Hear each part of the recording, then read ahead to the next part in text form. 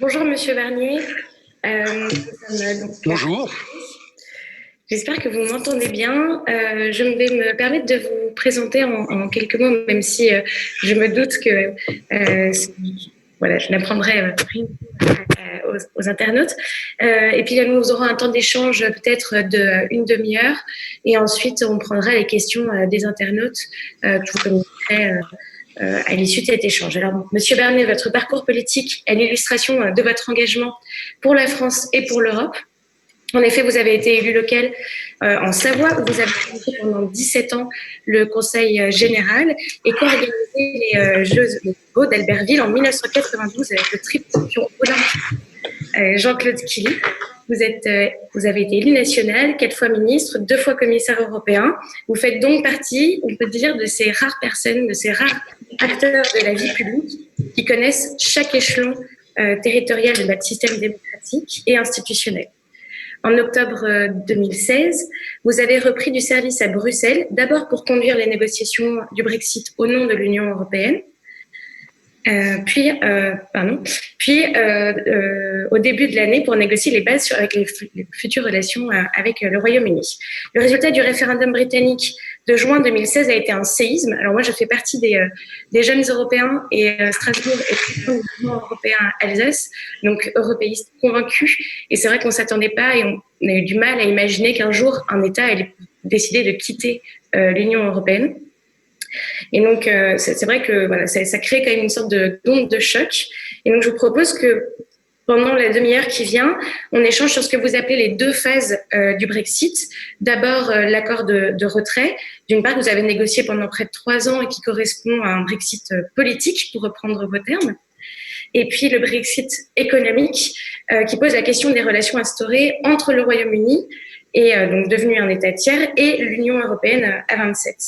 Et puis on prendra ensuite quelques questions. Est-ce que déjà sur le principe, cela vous convient, Monsieur Bernier? Ah mais, donc, je suis naturellement à votre disposition. Bonjour Rebecca et bonjour à chacune et chacun de ceux qui nous font l'amitié de se joindre à nous et d'être online pour ce dialogue. Bonjour aux élus parlementaires européens et nationaux, locaux du MoDem et aux militants aussi qui nous écoutent, peut-être d'autres personnes intéressées par cette question grave du Brexit. Et je suis pour ma part heureux, comme un homme politique, de continuer le dialogue que j'ai engagé avec votre mouvement politique depuis de très longues années. Le Brexit, c'est une forme de divorce. C'est le choix du Royaume-Uni que comme je l'ai dit une fois, de devenir solitaire plutôt que de rester solidaire.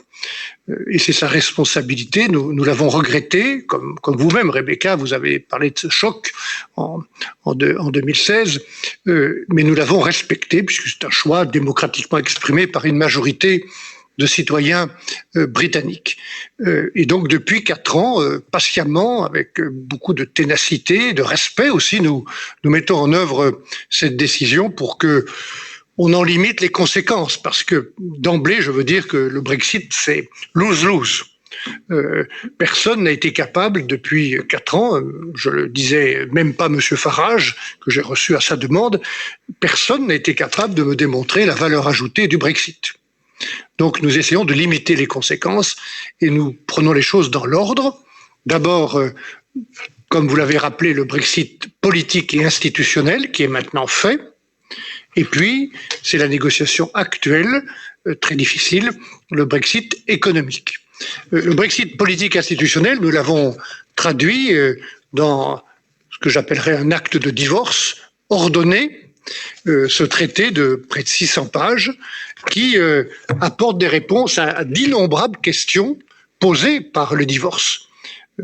Il y a eu tellement de conséquences de cette décision pour les citoyens d'abord. Il y a, je vous le rappelle, 3,5 millions de citoyens européens qui vivent et travaillent au Royaume-Uni. Il y a 1,5 million de citoyens britanniques qui vivent chez nous, dans l'un des 27 pays de l'Union. Il fallait, et nous l'avons fait, sécuriser les droits de toutes ces personnes, de leurs familles, pour la durée de leur vie. C'est une assurance importante et il s'agit de tous les droits sociaux et de tous les droits de résidence. Il fallait organiser le divorce financier. Les Britanniques participent depuis 47 ans au budget de l'Union européenne. Ils sont d'ailleurs contributeurs nets, ils apportent plus d'argent qu'ils n'en reçoivent. Et donc, nous avons décidé dans ce traité que tout ce qui a été décidé à 28, avec eux, sera bien payé à 28 jusqu'au bout. Et puis, on a trouvé une solution pour la question la plus sensible à mes yeux, qui est celle, la conséquence la plus grave du Brexit, qui est la question de l'Irlande, où nous avons une situation très particulière, une île qui a été troublée de manière grave jusqu'à il y a encore une vingtaine d'années. Il y a après eu 3500 morts dans cette île, dans le conflit entre les communautés. Et finalement, grâce au courage politique d'hommes et de femmes des deux côtés, républicains et unionistes, la paix est revenue. Elle s'est traduite dans un document qui s'appelle le Good Friday Agreement, l'accord du vendredi saint. Et au terme de cet accord, on coopère entre le sud et le nord, et surtout, il n'y a plus de frontières. Et on ne peut pas reconstruire cette frontière sauf à prendre le risque de nouveaux troubles. Tout cela va très bien jusqu'au moment où une des parties de l'île, l'Irlande du Nord qui fait partie du Royaume-Uni, quitte le marché unique et l'union douanière, ce qui va se faire avec le Brexit. Et l'autre partie, c'est la République d'Irlande qui reste attachée à l'Union européenne. Or, nous avons...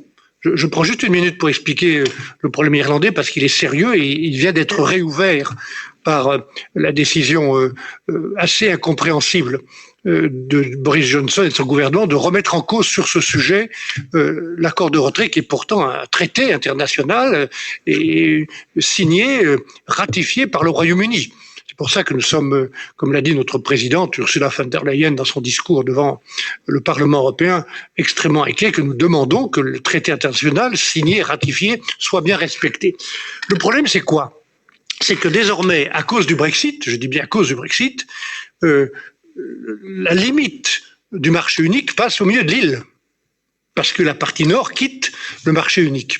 Or, nous avons, et c'est l'essence même du marché unique, qui est bien plus qu'une zone de libre-échange, qui est un écosystème avec des normes, des standards, des régulations communes, des supervisions communes, une juridiction commune au-dessus de tout, nous avons une obligation que nous devons aux consommateurs, que nous devons aux entreprises, c'est celle de contrôler les produits qui rentrent dans le marché unique, où que ce soit. À toutes les frontières extérieures de l'Union européenne, du marché unique, nous avons des contrôles pour tous les produits qui viennent d'ailleurs. Et donc, nous devons contrôler les produits qui rentrent en Irlande. S'il n'y a pas de frontière au milieu, nous devons contrôler autour de l'île d'Irlande, parce que je veux dire simplement que un produit quel qu'il soit, un animal vivant, une vache qui arrive de Grande-Bretagne en Irlande du Nord, elle rentre pas seulement en Irlande du Nord. Elle rentre pas seulement en Irlande, cette vache ou ce produit. Il rentre dans le marché unique, s'il n'y a pas de frontière. Il rentre en Alsace, il rentre en Belgique, il rentre en Allemagne. Donc nous devons contrôler pour protéger les consommateurs, comme nous le faisons avec tous les produits d'où qu'ils viennent dans le monde, contre les risques d'insécurité sanitaire, alimentaire, pour protéger nos budgets. Les produits qui viennent de Chine ou d'ailleurs donnent droit quelquefois à des tarifs douaniers, donc ça alimente le budget européen, le budget national du pays qui perçoit le tarif douanier, et protéger les industriels, par exemple, contre le risque de contrefaçon. Voilà ce qu'est le marché unique et pourquoi nous devons protéger et contrôler. Et donc, ce qui a été décidé dans cet accord et que nous voulons mettre en œuvre avec le Royaume-Uni, je dis bien avec lui, c'est des contrôles techniques, des contrôles douaniers les plus opérationnels, les plus précis possibles. Et c'est ça qui est en cause dans la décision du Royaume-Uni de réouvrir cette discussion, et c'est une question extrêmement grave. Voilà, donc ce qui est dans ce traité, c'est le divorce, le Brexit institutionnel et politique est maintenant fait. Les Britanniques sont sortis, ils ne sont plus au Parlement, ils ne sont plus au Conseil, il n'y a plus de commissaire britannique. Et la deuxième étape, après une période de transition qui avait été accordée entre nous, c'est le 31 décembre. On aurait pu aller plus loin, mais ils ne l'ont pas voulu. ils vont sortir le 31 décembre inéluctablement du marché unique et de l'union douanière. La question que nous essayons de trancher dans cette négociation, c'est est-ce qu'ils sortent avec un accord commercial, un accord sur la sécurité intérieure, un accord sur les transports, l'énergie, la mobilité des personnes, ou est-ce qu'ils sortent sans accord? C'est cet accord que nous essayons de négocier et que j'espère, malgré toutes les difficultés actuelles, que nous réussirons à signer. Très bien, merci pour toutes ces explications. Alors, je tiens juste à vous dire que normalement, le président François Bayrou va nous rejoindre pendant cet échange et en tout cas connecté. Donc, voilà, je tenais à...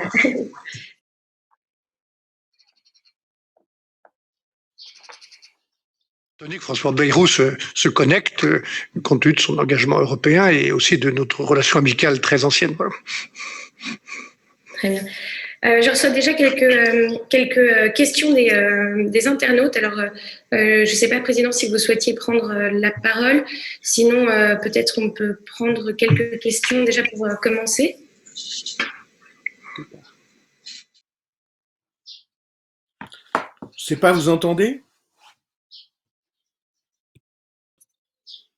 Je ne sais pas si vous m'entendez. On vous entend. Bonjour, Michael. François, bonjour. Bonjour. Non, je voulais dire simplement que tu es aujourd'hui en charge de la question la plus dangereuse, la plus stratégique aussi pour notre avenir.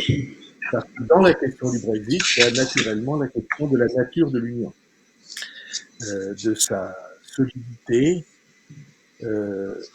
et aussi des risques qu'elle peut encourir.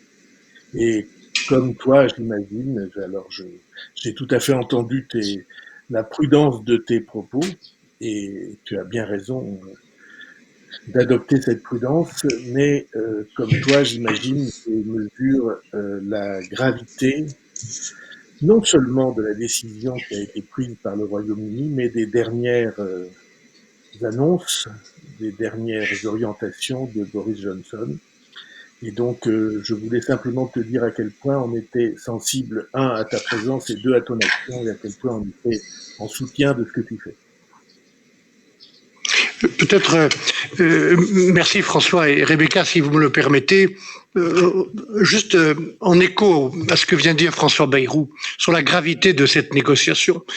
Bien sûr, il s'agit d'abord de la relation entre l'Union européenne et ce futur pays tiers, ce pays tiers qui est le Royaume-Uni, comme il l'a choisi. Et si on met les choses en perspective, ma conviction, c'est que nous devons avoir pour le moyen et le long terme une relation de coopération avec le Royaume-Uni parce que on affrontera un certain nombre de défis, le changement climatique, la lutte contre la pauvreté, la question de la sécurité, peut-être la maîtrise de la finance mondiale, mieux ensemble que chacun chez soi ou chacun de son côté. Mais derrière cette négociation, il y a, et c'est ce que vient de dire François Bayrou, une question plus grave qui est celle de l'idée que nous nous faisons de l'Europe et du projet européen que certains veulent détruire. Il y a des forces à l'œuvre à l'extérieur de l'Union européenne contre nous, il y en a aussi à l'intérieur. Il y a quelques années, 2 ans, j'ai reçu à sa demande ce leader du Brexit qui est monsieur Farage. Et je lui ai demandé à la fin de notre entretien, vous avez voulu le Brexit, vous l'avez gagné, nous en prenons acte, nous sommes en train de le faire, voilà le traité qui est en cours de négociation. Pouvez-vous me dire, monsieur Farage, quelle est votre idée pour la suite, après le Brexit, comment vous voyez la relation entre l'Union européenne et le Royaume-Uni? Et il m'a répondu, de manière du tac au tac, monsieur Barnier, mais après le Brexit, l'Union européenne n'existera plus. Donc ces gens, je ne dis pas tous les Britanniques et non pas tous les Brexiteurs, je pense que M. Johnson a une autre idée, mais ces gens veulent nous détruire, en tout cas M. Farage et ses amis, donc on ne va pas leur laisser 1 centimètre pour tenter de nous détruire et de détruire l'un des plus beaux projets politiques qui ait jamais existé. Alors, je me permets du coup de rebondir là sur vos derniers propos, puisqu'il y a plusieurs internautes qui ont bien noté notamment votre phrase sur le fait qu'il n'y ait pas davantage de personnes qui étaient en mesure de vous dire quels étaient les avantages ou les plus-values du Brexit. Donc, une des questions qui nous est posée aujourd'hui par Philippe Marvel, c'est donc la question de savoir quel est le volume. Finalement, est-ce qu'on sait, l'impact que ce Brexit va avoir, notamment sur l'Erasmus, sur la vie étudiante, sur les échanges, culturels, pour ce premier point, parce que c'est peut-être celui qui est le premier impact, le plus visible, en tout cas pour une partie de la population.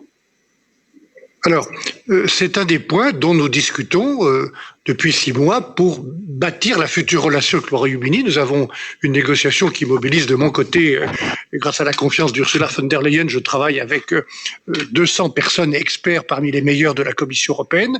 Il y en a autant du côté britannique. Et nous nous réunissons, par exemple, la semaine prochaine, à nouveau à Bruxelles. Nous étions à Londres il y a quelques jours. C'est une grosse négociation sur 11 tables de négociation. Les plus difficiles portent sur le commerce, je vais y revenir, si vous le voulez bien, parce qu'il faut comprendre les points durs de cette négociation. Et puis nous avons une négociation sur les transports aériens, routiers, maritimes, sur l'énergie, sur la mobilité, les questions de sécurité sociale et effectivement sur toutes les questions de sécurité intérieure, comment coopérer. Et nous avons besoin de coopérer sur Europol, Eurojust, etc. Une des tables de négociation porte sur les programmes de l'Union qui sont ouverts à des pays tiers.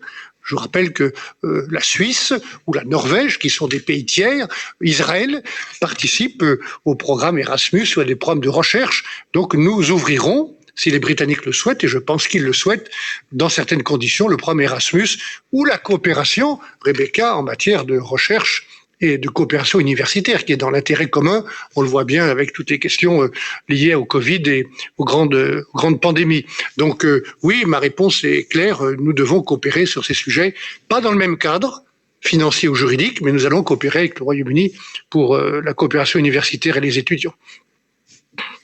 Alors, dans les questions qui sont remontées également, il y en a beaucoup qui portent finalement sur si vous ressentez une bonne foi de la part des Britanniques sur les négociations de manière générale. Et surtout, l'autre pan des questions qui revient, c'est en particulier sur les accords liés à la pêche. Alors, vous en avez un peu parlé tout à l'heure, mais c'est vrai que c'est des questions qui reviennent beaucoup, donc je pense qu'elles suscitent un intérêt plus précis. Et enfin, il y a une question, et après je m'arrête là, j'en ai pris 3 pour avancer, mais en tout cas, de Vincent Monnier qui vous demande s'il est imaginable de poursuivre la négociation sur la relation future entre l'Union européenne et le Royaume-Uni si le Royaume-Uni ne respecte pas sa signature du traité et de la sortie de l'Union européenne. Donc, c'est beaucoup de questions qui tournent autour Oui, alors, la question que vous posez, que pose Vincent Meunier, liée à la poursuite de la négociation, est liée à la première question sur la bonne foi.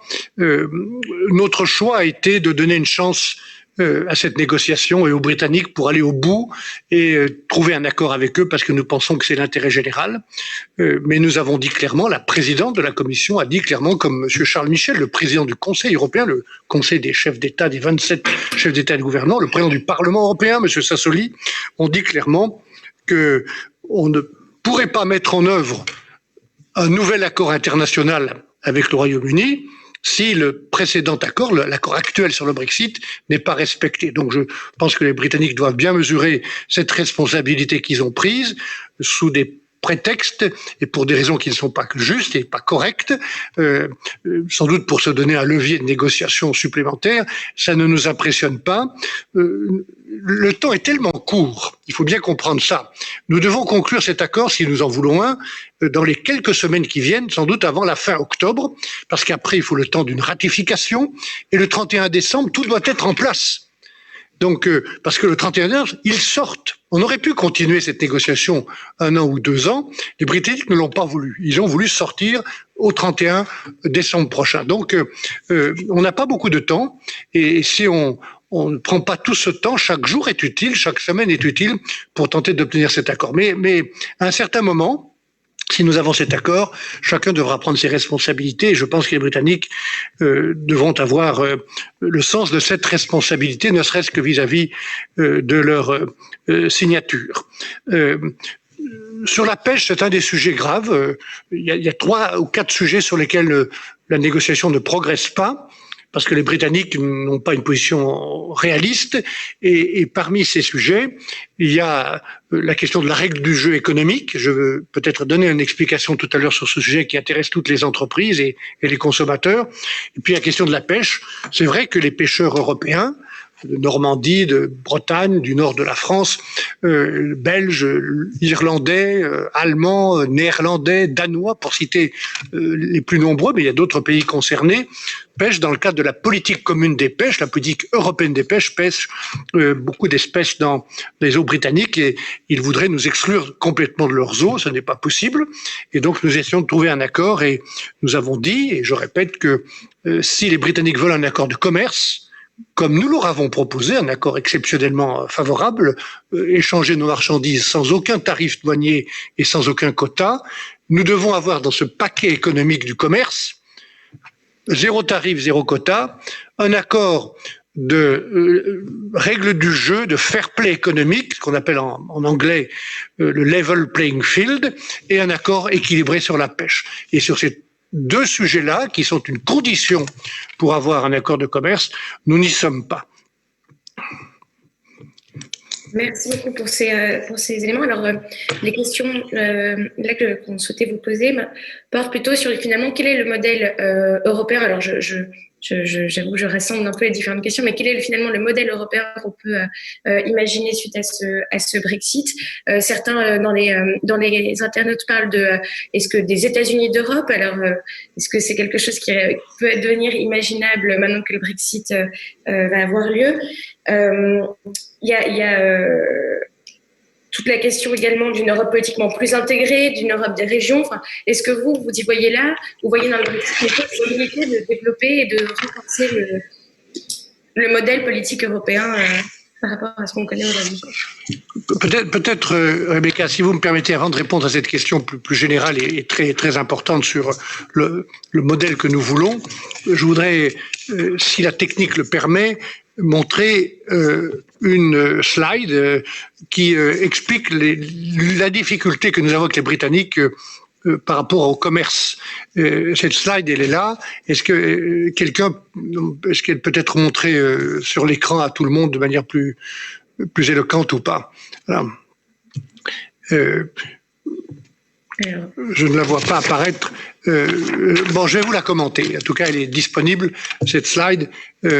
C'est une salle sur laquelle, sur deux axes, nous avons mis, ce sont les boules rouges ou de couleur, qui représentent chacun des pays avec lesquels nous avons une relation commerciale établie dans un accord de nature différente. Avec les Norvégiens, c'est par exemple un accord où ils sont très proches de nous dans le marché unique, et d'autres, ce sont des accords traditionnels de libre-échange. Et la distance de ces pays, elle est là. Vous voyez tout ici le bloc des pays d'Amérique comme le Canada ou de l'Amérique du Sud, et puis les pays d'Asie avec lesquels nous venons d'accorder des accords de commerce comme le Japon ou la Corée du Sud, et puis ici les pays européens. Et puis la taille de chaque boule représente le volume des échanges. Et qu'est-ce qu'on voit sur cette slide qui est très factuelle? C'est que le Royaume-Uni ici est le pays tiers désormais qui est le plus proche de nous, 0 km en Irlande, entre l'Union européenne et le Royaume-Uni, 0 km, et celui qui a le volume d'échange le plus important.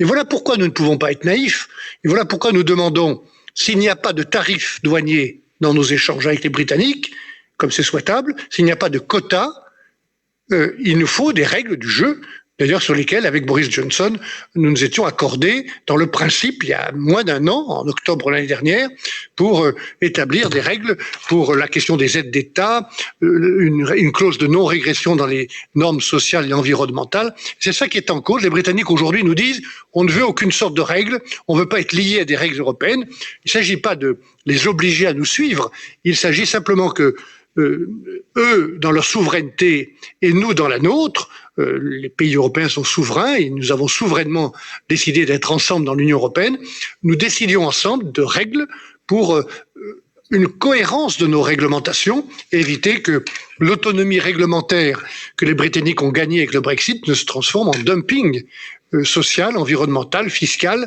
aide d'État, parce que derrière ce dumping, si nous prenons ce risque, il y a des dizaines de milliers d'emplois qui sont en cause chez nous. Voilà. Ayant dit cela, je veux naturellement dire un mot de votre question plus générale. Moi, dans mon engagement politique de patriote et d'Européen depuis très longtemps, j'ai toujours évité d'enfermer l'Europe dans un mot. Je connais la fibre très très européenne et quelquefois fédéraliste du MoDem et d'autres formations politiques, mais cette construction européenne est plus complexe que cela, Rebecca. Il y a des aspects de type fédéral dans la construction européenne. La monnaie unique est de type fédéral. Il y a des aspects des politiques de nature communautaire où on a mutualisé. D'ailleurs, quand on me demande, moi, quel est le mot qui caractérise le plus clairement le projet européen, j'emploie un mot que François Bayrou connaît bien et que les agriculteurs européens et français connaissent bien, qui est celui de la mutualisation. Nous avons décidé de mutualiser. Ça veut dire que on met ensemble nos politiques dans certains domaines et même une partie de notre souveraineté pour avoir une souveraineté européenne plus forte, mais on n'efface pas les différences. On ne gomme pas. C'est une Europe unie que nous voulons. C'est pas une Europe uniforme et il faut qu'elle respecte cette Europe, les identités nationales, les cultures, les traditions. C'est pas un gros mot, l'identité nationale.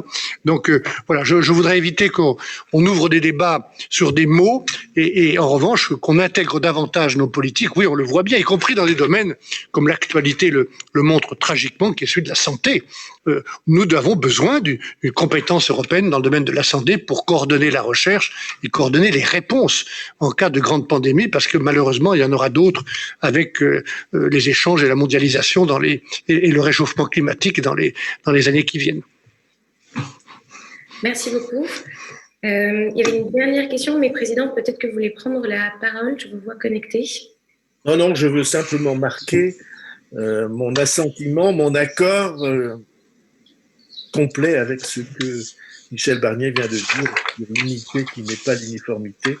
Alors lui sait depuis longtemps que nous pensons la même chose sur ce point, et sur bien d'autres aussi d'ailleurs, mais c'est très important de ne pas se laisser embarquer dans des débats qui sont des débats qui n'ont pas d'issue d'un côté et qui sont dangereux de notre côté pour le projet qui est le nôtre. Et donc, de ce point de vue-là, très profondément en accord avec ce que Michel Barnier a dit. Le fait d'être pragmatique, d'ailleurs, ne nous interdit pas d'être ambitieux pour l'Europe. Et on voit bien qu'il faut l'être. Sinon, permettez-moi de vous le dire, on est foutu. Je le dis clairement. Je vais vous montrer un deuxième slide, mais la technique ne vous les montre pas, mais je voudrais, juste parce que ça vaut mieux que des discours. Ce tableau, il a été fait par David Cameron, vous vous souvenez de lui, c'est l'ancien Premier ministre britannique au moment du référendum, et il avait à l'époque voulu démontrer l'importance d'être ensemble, d'être dans le marché unique. Et ce tableau, il montre le G8, les 8 pays économiquement les plus puissants du monde. Aujourd'hui, il y a 4 pays européens dans le G8. L'Allemagne, évidemment, le Royaume-Uni, la France et l'Italie. Et au rythme probable de l'évolution économique des uns et des autres dans le monde d'aujourd'hui, parfois on espère encore les Européens, mais plus personne ne nous attend. Plus personne ne nous demande la permission. Eh bien, au rythme de l'évolution probable, tous les 10 ans, il y en a un des 4 qui est éjecté du tableau. Et en 2050, c'est demain matin, il n'y en a plus qu'un, qui est le dernier, c'est l'Allemagne. Alors moi, j'ai utilisé les mêmes chiffres, je les ai actualisés pour montrer ce que ça donne si on est ensemble en bleu ou si on est seul comme le Royaume-Uni. Si on est ensemble, on a une chance, même si on recule un peu, personne ne nous attend. On reste dans le G8, on reste à la table, on reste acteur de notre propre destin et pas spectateur de notre destin. Mais en revanche, le Royaume-Uni, ici, tout seul, sera inexorablement exclu de la table du G8, comme nous-mêmes si nous restions seuls. Donc c'est pour ça que dans un certain nombre de domaines, c'est pas un choix d'être européen si on veut être influent, si on veut compter, si on veut éviter d'être sous influence des Chinois ou des Américains et sous-traitant, pour être très clair. Moi, je me suis pas engagé en politique quand j'étais très très jeune. Pour le général de Gaulle, ça reste ma principale fierté pour mon pays soit sous-traitant et sous influence. Voilà. Très bien, merci beaucoup. Peut-être juste pour ce que j'ai. Donc, j'en ai en quelques minutes encore d'autres questions qui sont remontées. Et alors, moi, je dois dire que, et j'espère que vous me pardonnerez, mais je ne peux m'empêcher de vous poser une question qui est notamment liée à Strasbourg et donc à la France de manière plus générale, qui porte, enfin, vous savez, la session européenne du Parlement européen n'a pas pu se tenir à Strasbourg pour des raisons évidentes sanitaires et liées à la Covid, le sujet étant pas de débattre là-dessus.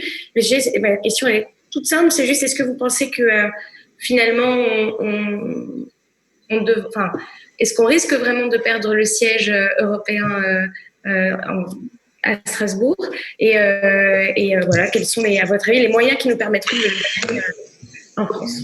Oui, j'ai vu ressortir ce débat à l'occasion de la décision qui a été prise objective et pragmatique de ne pas tenir la prochaine session ou la session de la semaine dernière plutôt à Strasbourg, mais c'était difficile, vous l'avez vous-même dit, que plusieurs milliers de personnes viennent travailler à Strasbourg comme on le fait chaque mois et puis soient obligés en revenant d'être en quarantaine à Bruxelles. Donc je pense que c'est une décision objective qui a été prise par le Parlement européen liée à l'intérêt général. Pour le reste, franchement, ce débat n'est pas ouvert. Il ne pourrait être ouvert que dans le cas d'une unanimité des 27 pays et des 27 gouvernements. Ce n'est pas le cas et moi, je recommande vraiment qu'on mobilise notre énergie, notre intelligence, notre force sur les grands sujets d'aujourd'hui. Et comme l'a dit Ursula von der Leyen dans son discours, s'agissant de la force de l'Europe, de son autonomie, de sa force numérique et industrielle qu'il faut construire ou reconstruire, s'agissant du Green Deal, du développement durable, du changement climatique, on a tellement de sujets pour mobiliser l'énergie des Européens que celui-là, je recommande d'aller à l'essentiel, si je puis dire. Voilà. Très bien. Merci. D'autres questions, Président? Je ne sais pas si vous souhaitez prendre la parole.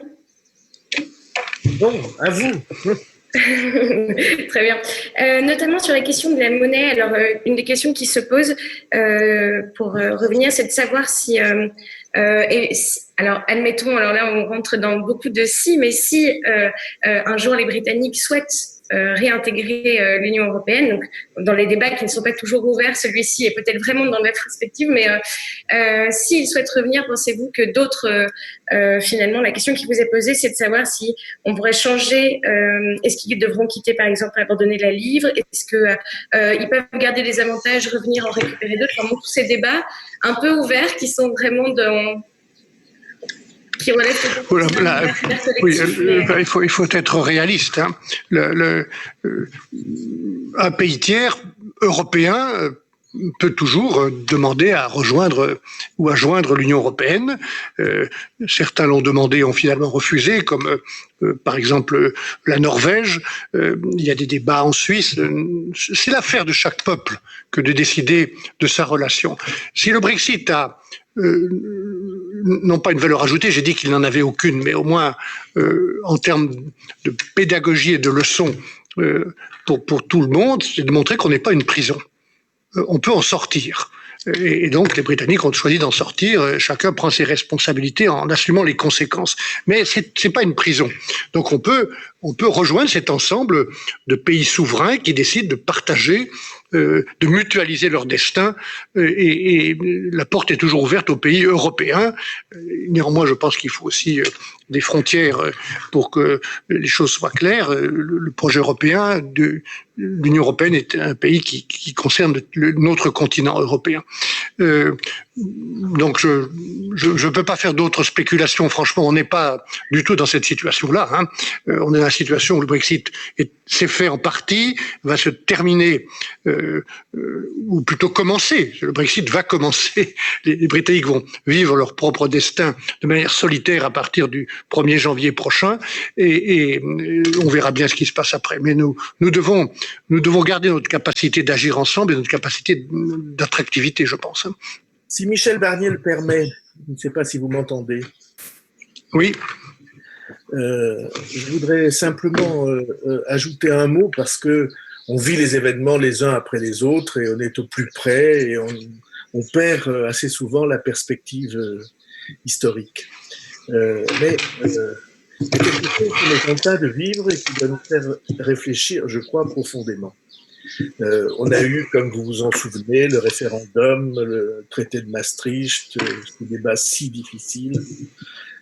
Mais il y a une question toute simple. Où en serions-nous aujourd'hui si la Banque centrale européenne n'existait pas? On aurait une monnaie nationale qui serait l'objet d'attaques spéculatives immenses et il aurait été totalement exclu que nous puissions disposer, par la création monétaire qu'a décidé la Banque centrale européenne, des crédits nécessaires pour le plan de relance et de sauvegarde en vue de relance. Mais parmi les plus de 100 milliards qui ont été investis par le gouvernement français pour sauvegarder, au fond, l'unité sociale du pays face à cette immense crise, ça n'a été rendu possible que parce qu'il existait une banque centrale européenne qui nous a protégés comme toutes les grandes banques centrales européennes du monde. Les 3 ou 4 banques centrales européennes du monde protègent leur peuple. Si nous n'avions pas eu cet ensemble européen, nous aurions été abandonnés à un sort qui aurait été à coup sûr dangereux et triste. Je vous prie de m'excuser, on me souffle dans l'oreillette qu'on va devoir malheureusement rendre. Non, mais laissez répondre Michel d'abord. Bien sûr, non mais il nous reste une petite minute pour pouvoir répondre. Oui, c'est difficile en une minute de parler des leçons et des conséquences du Brexit, mais évidemment François a raison. On voit bien d'ailleurs, au-delà de la gestion de la crise et du rôle de la Banque centrale, que quand on regarde le monde tel qu'il est ou tel qu'il va, et notamment ce qu'un ancien président de la République appelait la finance mondiale, voilà un sujet qu'on ne peut pas maîtriser et de certaines dérives dont on ne peut pas se protéger, chacun chez soi, chacun pour soi. Il y a 600 000 milliards de dollars qui circulent au-dessus de nos têtes dans la plus grande opacité, la spéculation. Comment on se protège ? Et si on n'a pas, c'est-à-dire pourquoi un certain nombre de spéculateurs n'aiment pas la monnaie unique? Parce que nous sommes un ensemble, la zone euro et l'Union européenne, avec des règles communes, de la gouvernance commune, des réactions communes. Et c'est une manière de se protéger aussi contre les conséquences négatives. Il y en a quelques-unes de la mondialisation. Voilà. Et peut-être pour conclure, il y a un homme politique français de la 4e République pour lequel j'avais beaucoup de respect, c'était Pierre Mendès France. Et un jour, Pierre Mendès France a écrit, je crois que c'est un discours à la jeunesse, « Ne jamais sacrifier l'avenir au présent ». Jamais sacrifier l'avenir au présent.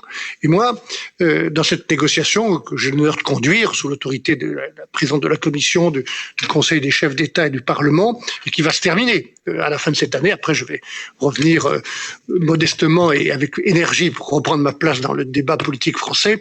Je pense toujours à cette phrase et j'essaie de mettre en perspective cette négociation. Notamment sur 3 points, Rebecca, que je veux rappeler parce que ils sont importants. Et c'est le mot de perspective que François a utilisé. La première perspective historique et d'avenir, c'est celle de la paix en Irlande. On ne peut pas prendre de risques. Et c'est notre responsabilité. La deuxième perspective, c'est celle de la coopération nécessaire avec le Royaume-Uni, qui reste un grand pays, avec une diplomatie, une défense, une économie importante. Et nous avons besoin de cette coopération si on regarde les choses à moyen ou long terme pour faire face à un certain nombre de challenges et de défis mondiaux avec le Royaume-Uni d'une autre manière qu'aujourd'hui. Mais j'ai cette perspective-là en tête. Et puis la troisième, elle est celle de l'Europe. C'est ce marché unique et nos valeurs. De grâce, je vous ai montré le tableau sur le G8. Ne prenons aucun risque. Le marché unique, c'est notre principal atout. La raison pour laquelle M. Trump ou le président chinois nous respectent, c'est ce marché unique de 450 millions de consommateurs, citoyens et de 22 millions d'entreprises. Donc, il y a plein de choses à changer. Il y a des leçons du Brexit à tirer. Il y a une colère sociale qui s'est exprimée au Royaume-Uni contre l'Europe et en fait contre la mondialisation. Cette colère, elle existe aussi dans beaucoup de régions françaises, en Belgique et dans d'autres pays. Il faut faire attention, ne pas confondre le sentiment populaire, cette colère sociale, avec le populisme. Et écoutez, tirez des leçons. comme nous sommes en train de les tirer au niveau européen. Tout n'est pas parfait, et il y a plein de leçons à tirer, mais de grâce, ne remettons pas en cause ce projet européen d'une Europe unie, pas uniforme, et d'un ensemble européen où je pense notre pays est plus fort parce qu'il est solidaire des autres pays européens. Très bien, merci beaucoup. On va être allé. Je vous remercie. Vous nous avez consacré ça m'a donné l'occasion de revenir le dimanche à mon bureau, et donc je suis très heureux de cette occasion que vous m'avez offerte. On a une rude semaine qui vient, de futures semaines vont être très difficiles. Voilà. Donc il faut être en forme. Merci à tous en tout cas, je suis prêt à continuer ce dialogue avec vous. À bientôt, et à bientôt François. Merci beaucoup.